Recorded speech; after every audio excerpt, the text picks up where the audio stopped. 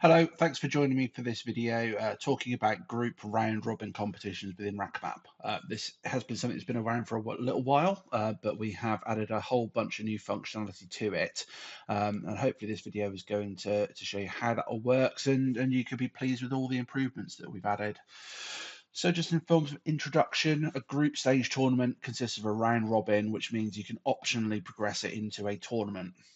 So round robin usually consists of players or entries that are assigned into groups, and then you play each other a set number of times per round. So you might play each other once per in the round robin, or you might play them twice, and then you can figure how many people would qualify out of that group.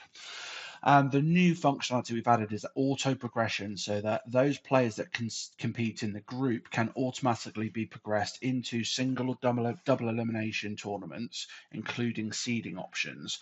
And what that means is players will be able to see the entire tournament bracket after the initial group stage is drawn, which is something that seems to be quite popular that people have asked for. So let's get straight into having a look at how that all gets set up. So we're in the stage of the competition wizard here where we're in the rounds tab, and that means I've already set up the competition details and I've added a bunch of entries into my competition, and I can see my entries appear on the right hand side down here. I've got 32 of them. Now, I'm not going to go into that in this video. You can check out previous videos and documentation on that. This is specifically around setting up of a group of round robin. So the round name's round one. I'm going to keep it as that. When we choose our round type, I can choose group round robin, which is available within the drop down box there. Now, because it's a round robin type of competition, you'll get some data information if it's not designed as a single day event. And what this means is you will be able to assign the match days that these matches must be played on. They can be played by a certain date, or they need to be played within a week commencing. And this will apply this to all of the kind of the sub rounds that get created, which we'll see later on. Next, how is this match set up? So let's say this is one set that's a race to 5. I could change that to be a best of 5. I could change that to be 3 sets of race to 3 if I wanted to. Whichever way you want to set that up, you can do that, and it will apply that to all of the rounds for the round robin. And also, if you optionally set up any, a knockout tournament beyond that, then you would set that up for that too. Optionally, you can set a match time if you do want to run a match clock for this event. And finally, we get to the group setup stage. So how many groups are you going to create? And you also need to assign a league table profile. So the league table profile determines how many points are awarded into the round robin group table. We've got a whole bunch of formats available for that, and they're all configurable within setup league table profiles. You can click that to go and create some custom ones if you want to. But otherwise, set the number of groups. I'm going to say there's 8 groups. Generate those groups, and it gives me the options for what I want to do in terms of allocating those players into groups. Now, I might manually do this using some sort of seeding method if I wanted to, but what most people are going to do here is they're going to press the randomize button. And what that randomize button is going to do is put all of your players into these groups. If I didn't want to do that, I could take these players out using the X button.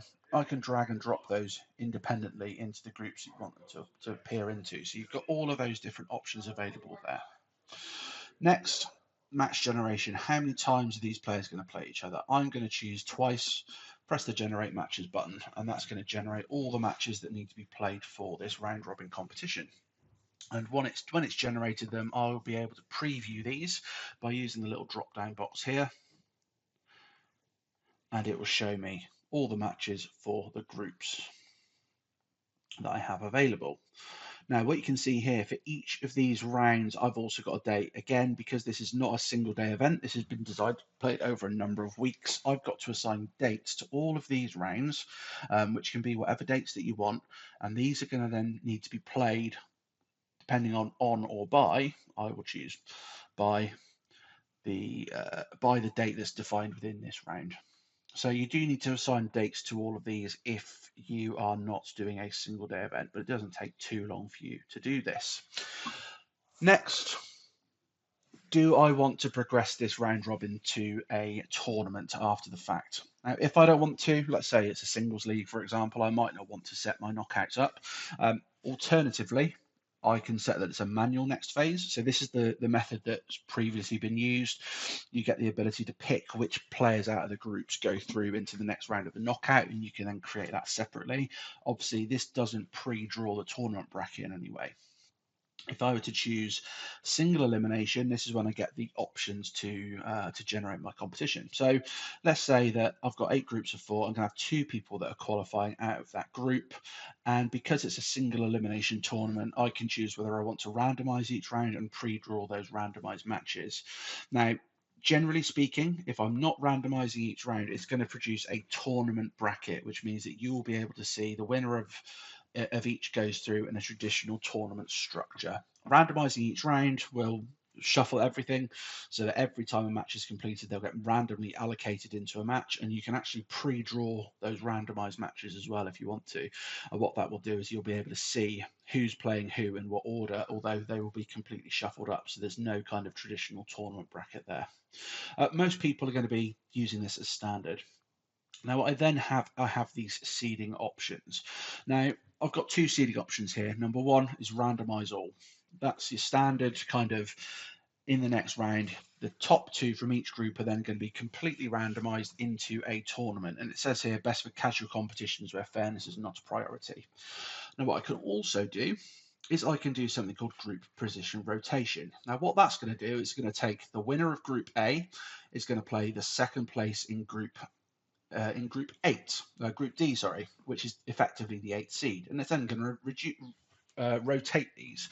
What this does is it ensures that the 2 group qualifiers from the same group will not face each other until at least the semi-final. And what it also means is that somebody that's won their group will not play somebody that also won their group, so it gets them a slightly easier draw from that perspective.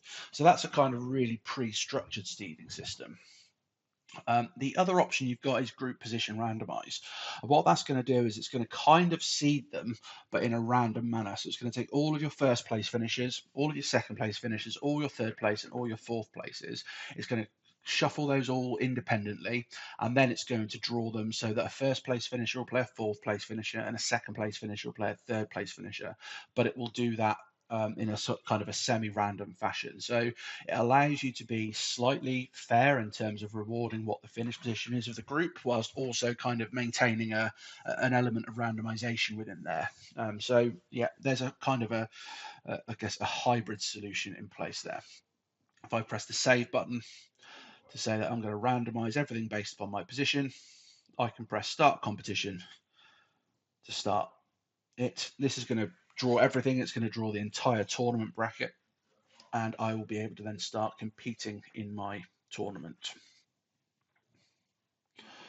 So you can see here I have my groups available, and the default view is to show this by group and by round. Now, if I wanted to change this, let's say I had a number of different tables that are available, a single day event, I can change this to view by round and group. And what that'll do is it will show me all of my group tables at the top, and it'll show me all of my matches, which are effectively in round and group order. And this will allow you to progress through all of the rounds all in one hit. So hopefully that's a little bit useful there. You can see here it's created all of my separate rounds. If I look at the round of 16, then I can see my random first place qualifiers and second places are all defined there, defined on the seeding options.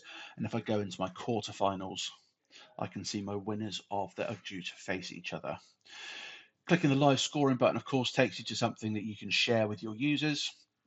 It will open up the tournament view, and your users will be able to see all of the matches and view the entire tournament bracket. So I can see here, I can filter my groups. This is also supporting of the group filter that, the sort order that we set in the competition setup. So you can see here, this has all the groups at the top, then all the individual round matches listed by group that you can see that are in play here. And if you scroll further down, it then shows you the remainder of the tournament bracket that you've got. If I come back to my tournament management, I can then enter my scores into my various rounds. And what you'll see here, another improvement that we've made here, is that when a match is in play, so let's kind of get this match in play. So I've put a score in for this match. I can go to my round robin demo and it shows me the matches in play by showing this as orange. When the match gets completed, I can see that match has gone green. So it gives me a good example, a good visual overview of the matches that are in play versus those that are outstanding. And this allows users to kind of track where you are in terms of table allocations and stuff as well. So hopefully that stuff's all quite useful. The match summary panel at the top allows you to keep track of the matches that are in play, how many walkovers you've got, how many are completed, so that you know when your group stage is ready to progress. And for the purpose of this demo, I've just simulated it, so I can press this progress to knockout button right away. And what this will do is it will then assign all the qualifiers into their positions based upon your predetermined seeding options. If I press the continue button,